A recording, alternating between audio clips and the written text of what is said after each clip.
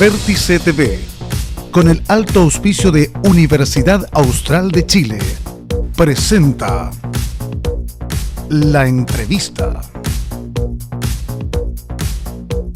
con el periodista Juan Osvaldo Mora. Bueno, este año 2021 probablemente será recordado no solo por el segundo en pandemia, en COVID-19, sino también por un año marcado en elecciones. Y bien sabemos que en abril habrá que ir a las urnas no solo para elegir concejales y alcaldes, sino también gobernadores regionales y constituyentes. Una discusión que bien sabemos nació tan solo hace un poco más de un año atrás, allá por el mes de octubre, noviembre, con todos los acontecimientos bien conocidos por quienes vivimos en este país. Por eso queremos analizar desde la perspectiva también de un historiador, de un doctor en historia moderna.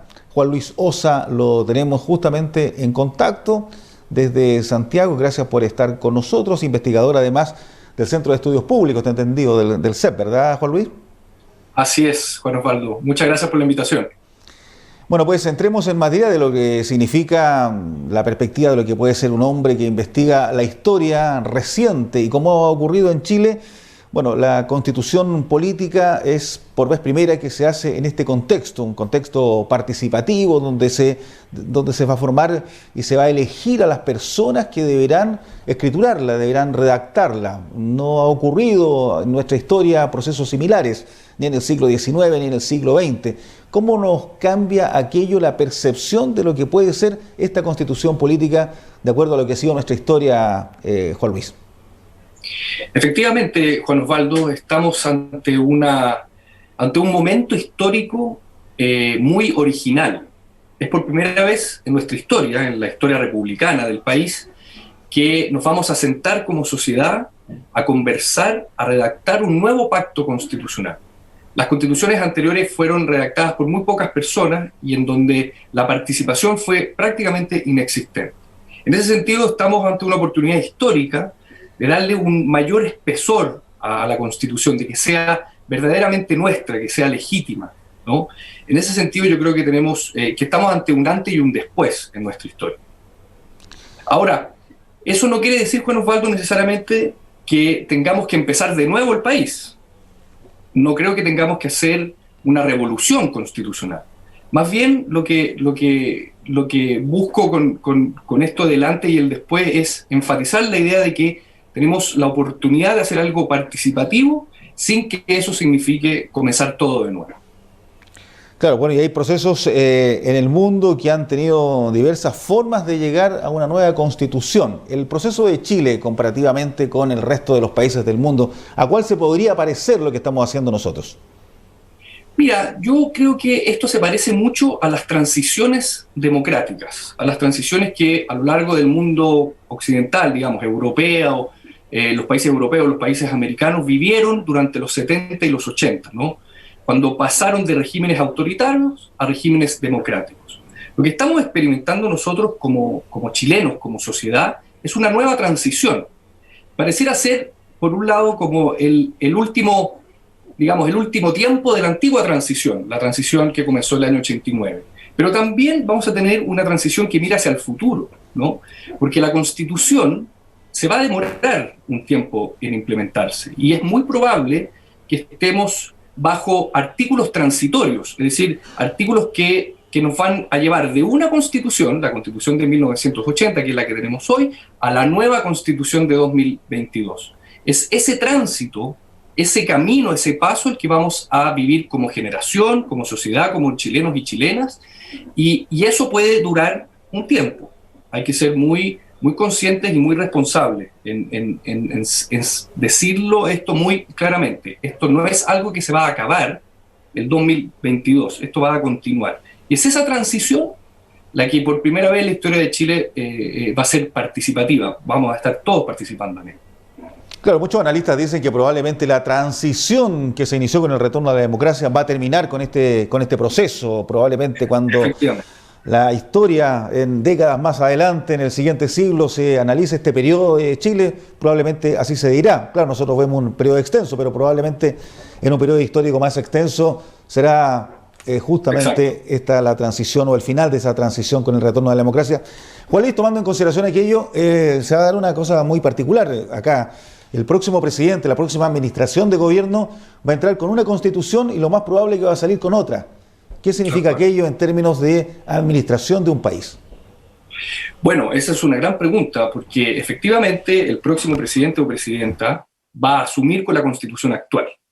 Pero luego él va a tener, o ella va a tener el rol, el papel, de encaminarnos hacia una nueva constitución. Entonces, 4 años después, es probable que salga del poder esa persona con una nueva constitución.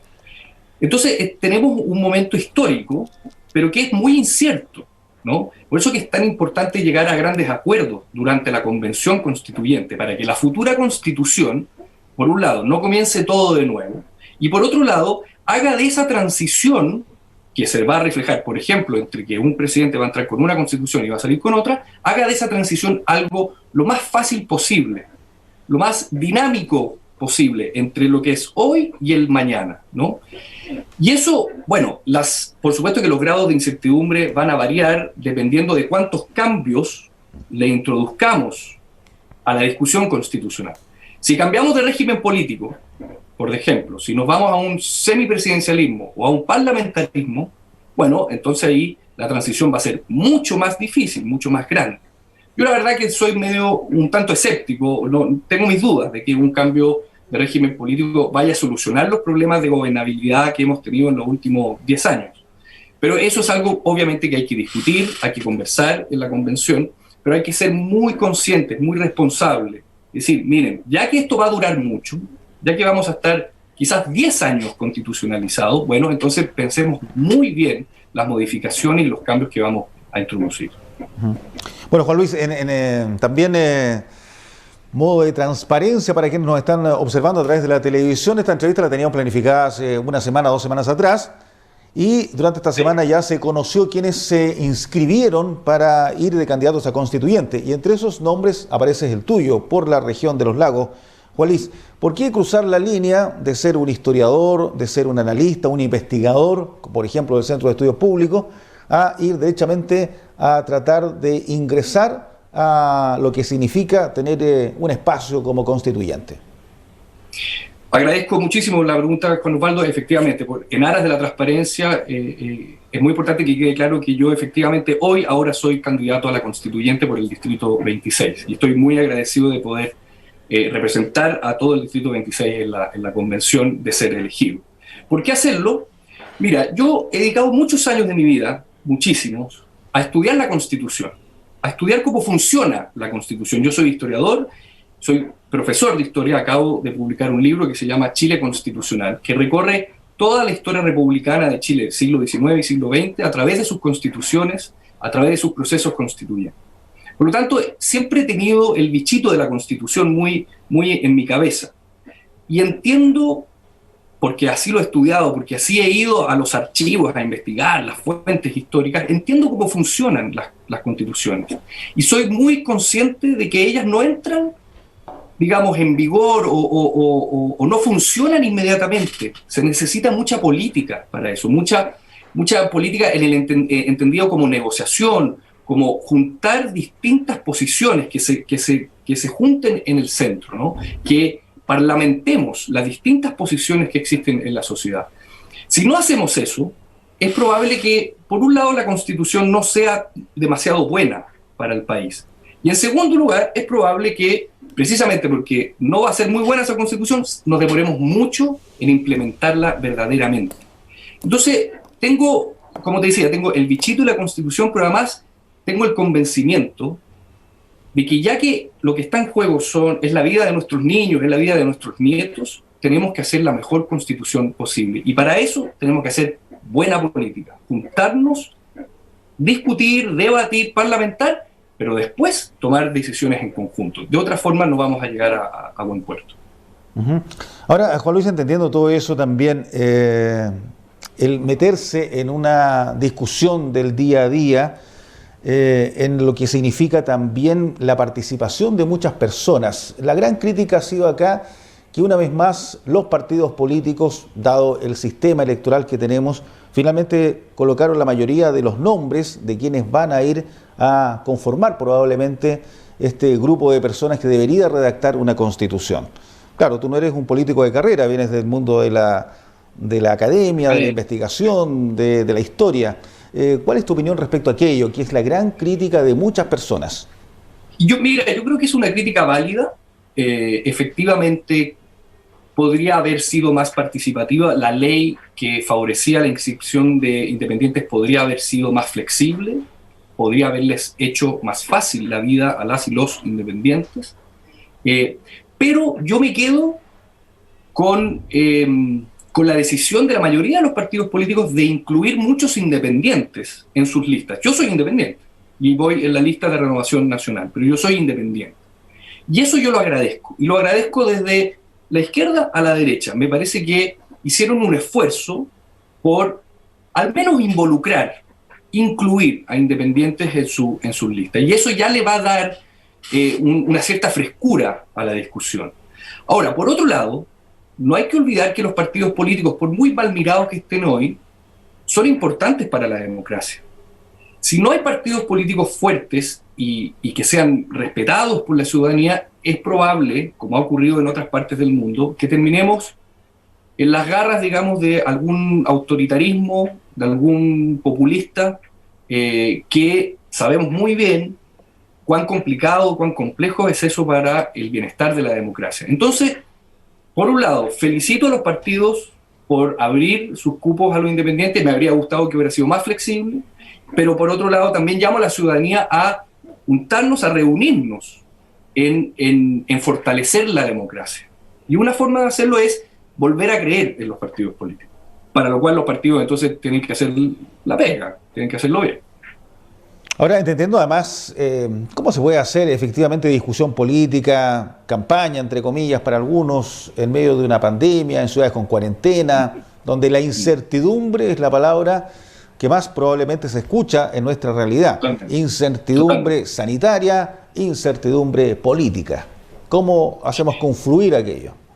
Mira, efectivamente esta va a ser probablemente la campaña más incierta desde el retorno a la democracia. Quizás el plebiscito y el sí y el no del año 88 fue igualmente incierta, a pesar de que hoy estamos además con una pandemia, con nuestros seres queridos encerrados en las casas, nosotros encerrados en las casas, tratando de llegar con nuestro mensaje a la mayor cantidad de personas posible, pero, por supuesto, como dices tú, en un ámbito, en un campo de acción política que es muy incierto. Yo creo que hay que ser muy, muy consciente en eso, no infringir absolutamente ninguna de las leyes que el MinSal nos llama y nos manda a cumplir, ser muy conscientes en que son nuestras vidas, son las vidas de nuestros seres queridos las que están en juego, y no hacer entonces de la campaña algo que después nos vayamos a arrepentir. Lo que está en juego son las ideas, finalmente, ¿no? Es eso lo que vamos a discutir en la convención, no es quién repartió más o menos folletos, ¿te fijas? A mí me encantaría que todo el distrito, todo el país, la verdad, estuviera en esa onda, ¿no? En la onda, bueno, a ver, si lo importante es el futuro, entonces hagamos una campaña que mire hacia el futuro y no únicamente a cómo me puedo saltar la cuarentena o no sé, cualquier cosa así, ¿no? Yo creo que eso es sumamente relevante. Yendo a la discusión misma, Juan Luis, ¿cuánto de mito sientes tú que ha habido precisamente en la formulación? Hay gente que está absolutamente pensando que podrían solucionarse una serie de situaciones que bien sabemos en Chile existen. La desigualdad ha quedado más clara que nunca durante la pandemia. Desigualdad, por ejemplo, en el ámbito educacional. Aquellos que tienen conectividad, aquellos que no tienen conectividad, aquellos que pueden hacer clases a distancia, aquellos que no pueden hacer clases a distancia. La salud, sin duda. Bueno, desigualdad para nadie es un misterio que quedaron más que claras en Chile, siempre han existido, pero luego de lo que significó las protestas de la gente, quedaron en evidencia todo el sistema de las AFP, etcétera. Mucha gente tiene cifradas esperanzas en que la Constitución puede mejorar mucho aquello. Eso es una realidad, sirve efectivamente para identificar esos problemas, el marco tiene que ser mucho mayor, porque la gente, la verdad, está muy esperanzada en que la Constitución le puede cambiar la vida. Bueno, esa yo creo que va a ser la gran pregunta que todos los candidatos a la constituyente vamos a tener que responder y ser muy serios y muy transparentes con la ciudadanía. La Constitución es la ley fundamental, es el marco general que, digamos, que dibuja los límites y las fronteras de todas las leyes. Debajo de la ley fundamental, debajo de la Constitución, hay una serie de leyes más específicas. Ese marco general puede sentar las bases para mejorar la vida de las personas, sin lugar a dudas. Pero para que ello ocurra, tenemos que ser, por un lado, muy responsables y decirle a la ciudadanía, mire, su vida no va a cambiar de la noche a la mañana, pero podría llegar a cambiar eventualmente si es que somos responsables, si es que, por ejemplo, prometemos un derecho y lo garantizamos presupuestariamente. Si garantizamos un derecho en la Constitución, pero sabemos nosotros, los candidatos a los constituyentes, que eso no se va a cumplir, eso no es ser transparente con la ciudadanía. Pero hay algunos principios básicos que podríamos volver a discutir, que se discutieron hace muchos años, pero que podríamos volver a discutir y que yo creo que podrían reforzar la idea de que la Constitución tenga digamos, una salida práctica. Por ejemplo, que la igualdad ante la ley, que es un principio clásico de todas las constituciones modernas, no se quede únicamente en el papel, en el formalismo que dice todos los ciudadanos y ciudadanas son iguales ante la ley. La igualdad ante la ley se tiene que transformar también en una verdadera igualdad de oportunidades. No puede ser que porque uno vive en un lugar A no tenga las mismas conectividades, los mismos accesos a la salud y a la educación por el mero hecho de haber nacido en el lugar A.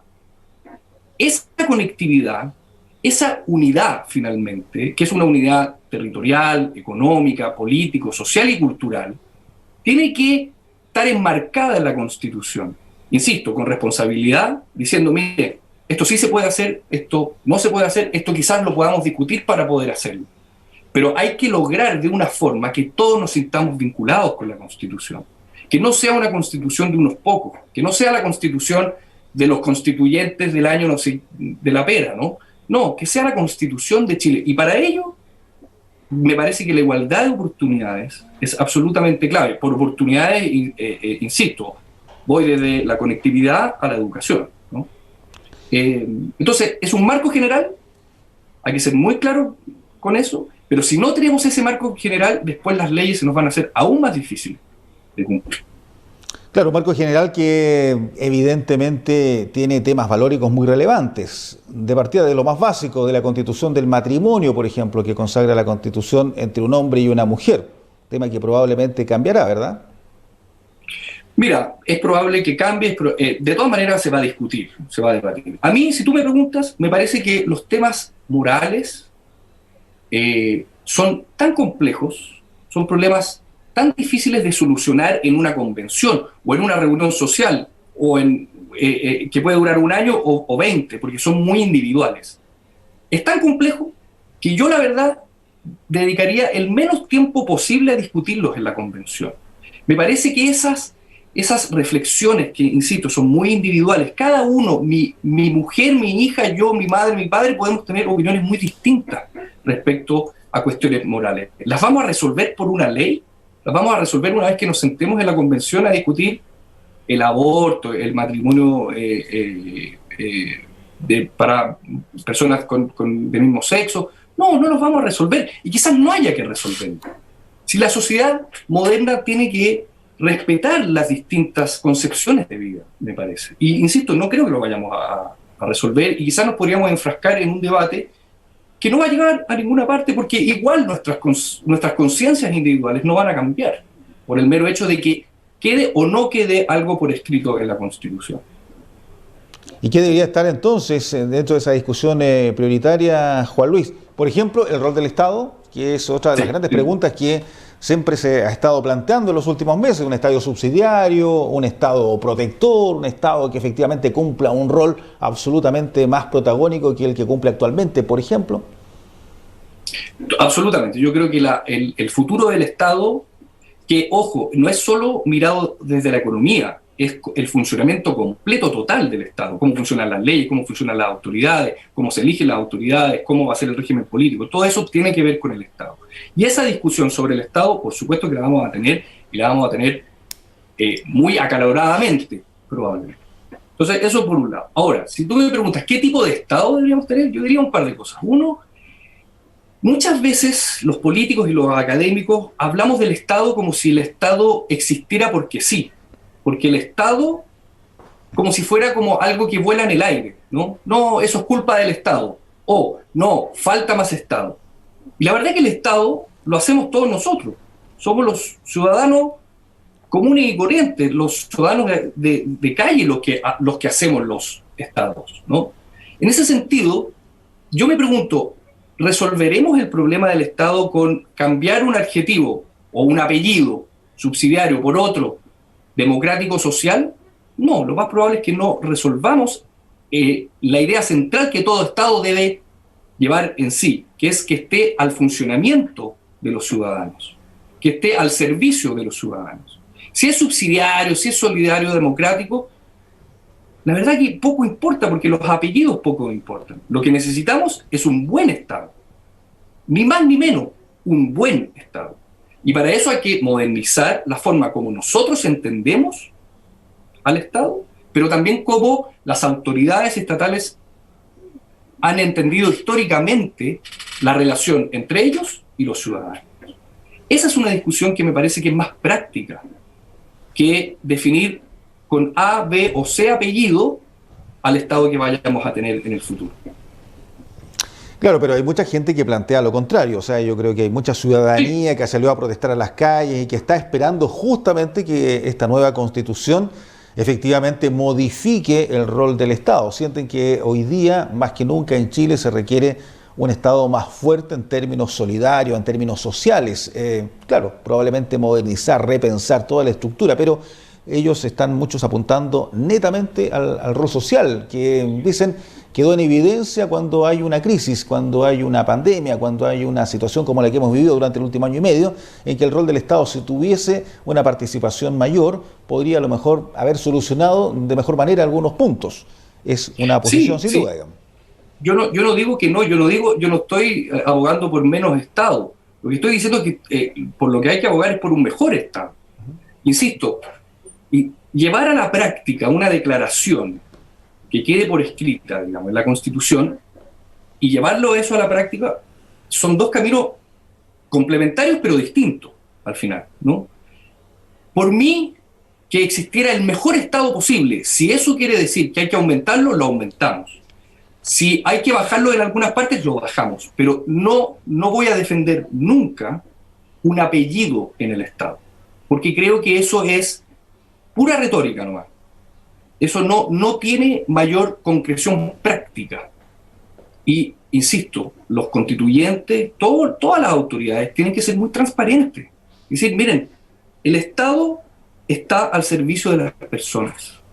Si eso significa mayor recursos estatales, ponemos los recursos estatales, pero en el entendido que esos recursos estatales se gasten bien. ¿Te fijas? Porque, claro, todos le echamos la culpa al Estado por la pandemia, pero el Estado lo hacemos nosotros. Nosotros somos el Estado. Todos nosotros. Los ciudadanos son el Estado.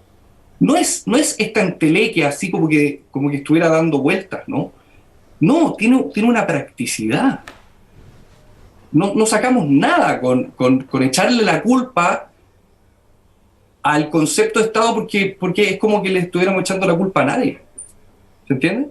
Entonces, es en ese sentido que yo creo que hay que ser muy, muy consciente, muy responsable en la forma que vamos a adoptar cuando pensemos en el Estado del siglo XXI. Así es, bueno, y hay un tema que no es menor y que efectivamente quienes viven en las regiones, quienes vivimos en las regiones, lo observamos día a día, que es el centralismo. Chile es un país absolutamente centralizado y ahí hay datos duros, hay geografía, hay todo lo que usted pueda encontrar, lo va a demostrar. Santiago es una ciudad que hoy día representa el grueso de la población del país. Básicamente las decisiones allí se toman. Chile es un país unitario, centralizado, y dentro de las mismas regiones también se da ese fenómeno. Entre las capitales regionales las capitales provinciales, las comunas, Puerto Montt, respecto, por ejemplo, a Chiloé. En Chiloé hay 40 islas, hay 10 comunas. Evidentemente que una persona que vive en la isla Laitec, la isla TAC, piensa que su región también es centralizada, porque todo se toma o tiene que viajar para muchos aspectos a Puerto Montt. Y de Puerto Montt, por supuesto, sentimos que todo es centralizado con respecto a Santiago. ¿Cómo eso se puede también llevar a una discusión en una nueva constitución política? Ese es un temazo, Juan Osvaldo. Y ese sí yo creo que se puede resolver con cosas más prácticas.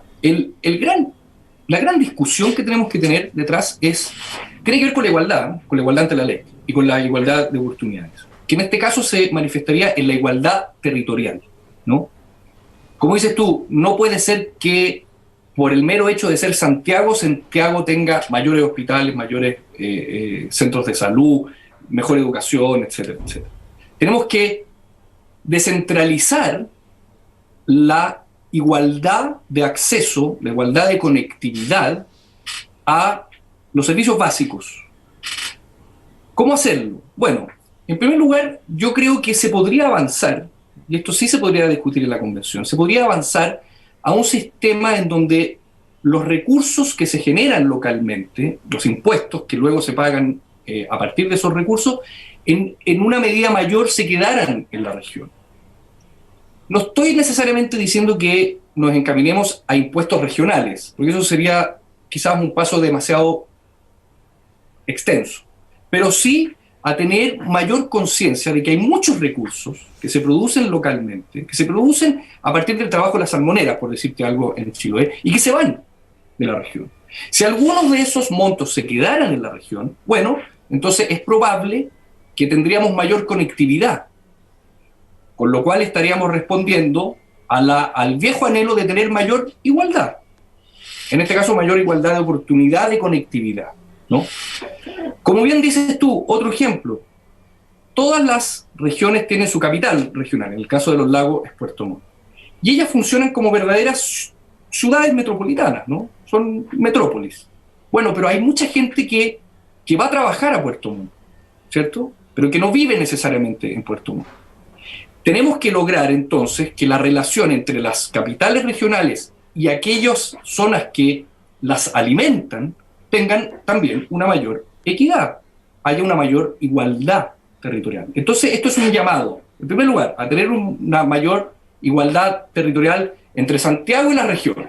Bien, pero adentro de las regiones también tenemos que abrir los espacios para que ciudades que, insisto, rodean las grandes capitales tengan un mayor acceso, tengan más facilidades para llegar, para ir al hospital, para ir a trabajar. Son todas esas discusiones que no se resuelven de la noche a la mañana, yo sé, pero que sí están detrás del gran concepto que he intentado plasmar en esta entrevista, que es el de la igualdad de oportunidades, que es una igualdad total y completa. No es solo, sí, mira, yo tuve la oportunidad de ir al colegio. No, es mucho más, como dirían los sociólogos, sistémico. Rodea todo el sistema social en el cual estamos insertos, nosotros por ser seres humanos.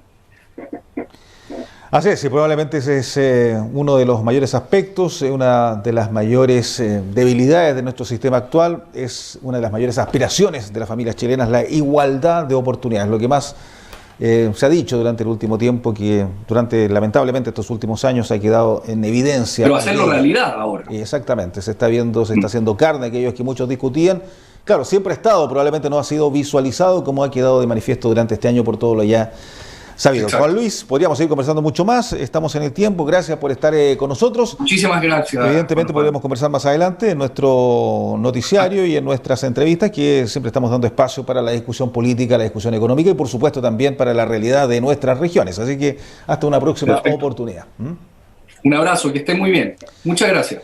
Bien, pues, Juan Luis Ossa, que es doctor en Historia Moderna, le decíamos, investigador también del Centro de Estudios Públicos, pero ahora también candidato a la constituyente o a ser uno de los constituyentes por el Distrito 26. Tal como hemos conversado con él, lo seguiremos haciendo con otros candidatos de diferentes corrientes políticas en las siguientes semanas, entendiendo que esto ya se aproxima para el mes de abril y donde tendremos que conocer no solo a quienes están postulando para ser un constituyente, sino también para quienes van a ser concejales, largas listas en cada comuna, para quienes van a ser alcaldes o quieren ser alcaldes y para quienes también pretenden ser gobernadores regionales. Insistimos, un año muy político en términos de elecciones y para finalizar ya el año con elecciones presidenciales. Así es que de todo aquello estaremos hablando en nuestras siguientes ediciones y por supuesto aquí en la televisión regional, en Vértice TV. Gracias y hasta cualquier instante.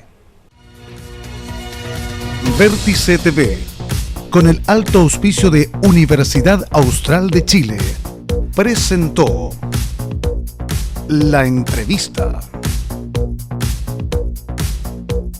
con el periodista Juan Osvaldo Mora.